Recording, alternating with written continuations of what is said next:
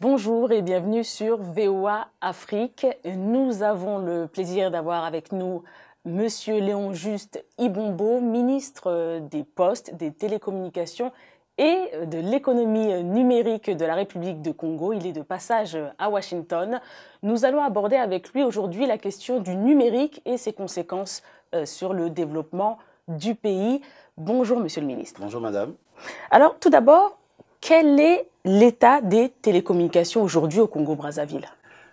Écoutez, l'état des télécommunications au Congo-Brazzaville, c'est d'abord une volonté politique. C'est du président de la République qui veut faire de la République du Congo une société de l'information. Nous avons la base du développement de l'économie numérique dans notre pays, c'est-à-dire que la fibre optique, près de 6000 km de fibre optique déjà déployée.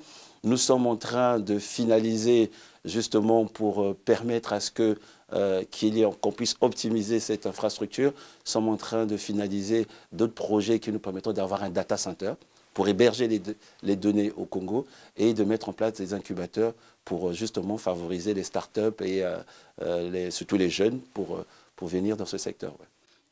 Je voudrais parler du coût des communications. Est-ce qu'elles sont abordables, ces coûts au Congo-Brazzaville? Écoutez, les coûts de communication au Congo, oui, c'est abordable par rapport aux autres pays africains parce que nous avons déjà, on a une particularité au Congo, le taux de pénétration de la téléphonie mobile. Nous sommes à près de 104%, c'est-à-dire que la plupart des Congolais ont au moins minimum deux téléphones. Et de l'autre côté, les Congolais, beaucoup de jeunes Congolais utilisent l'Internet à travers la téléphonie mobile.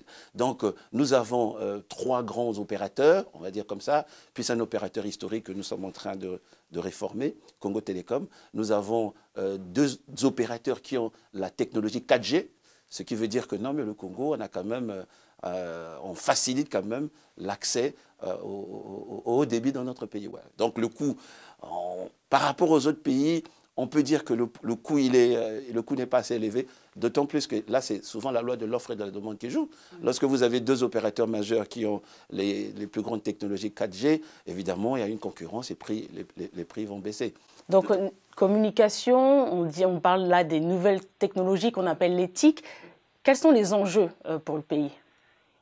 L'enjeu pour le pays, c'est de faire en sorte que, à travers l'économie numérique, on puisse diversifier notre économie. On puisse favoriser ce qu'on appelle la diversification. Parce que le Congo, c'est un pays qui est là où le développement du Congo, l'économie congolaise est axée essentiellement sur le pétrole. Donc on veut créer de la valeur ajoutée, créer aussi surtout de la richesse et des emplois. Donc nous sommes en train de travailler là-dessus justement pour matérialiser cette ambition présidentielle.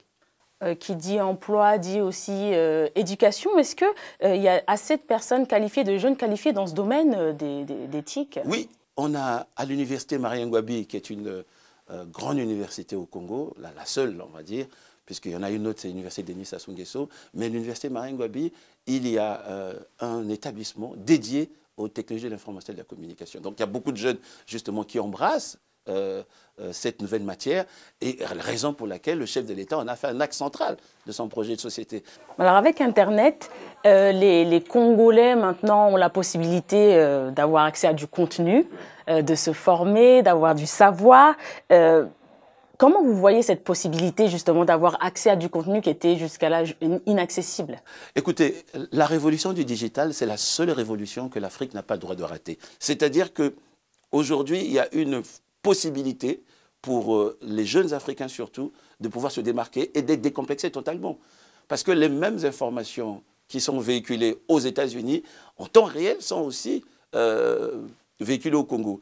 Mais est-ce que ça peut comporter des risques? Les risques, oui, j'allais revenir là-dessus. Justement, nous, au niveau du gouvernement, nous avons pris des avant-projets de loi justement pour pouvoir protéger le citoyen congolais dans cet espace.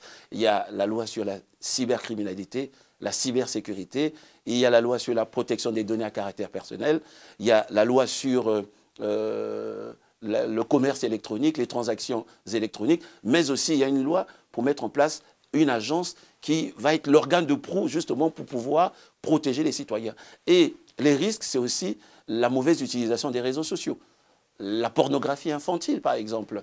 Nous sommes en train de travailler avec l'UNICEF, justement pour mettre en place les projets de loi type pour pouvoir protéger les jeunes, surtout les enfants, dans l'espace Internet, sur la pornographie infantile, sur le terrorisme, sur les violences. Donc les risques, il faut une utilisation citoyenne des réseaux sociaux et c'est notre devoir en tant que pouvoir public de toujours communiquer pour interpeller aussi de temps en temps les jeunes pour dire que, attention, les réseaux sociaux, c'est une avancée extraordinaire, mais les réseaux sociaux ont aussi un revers de la médaille.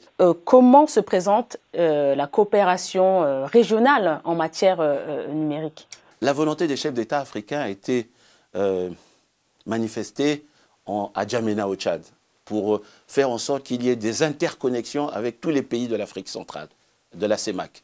Et aujourd'hui, on a pu finaliser une interconnexion physique entre le Congo et le Gabon, ce qui nous permettra d'avoir une deuxième sortie, ce qu'on appelle dans le jargon des techniciens, une redondance. C'est-à-dire que, puisque nous avons un seul accès, on avait un seul accès avec le West African Cable System, depuis Londres jusqu'à Pointe-Noire, au large de Pointe-Noire, si le câble est coupé, le Congo est coupé.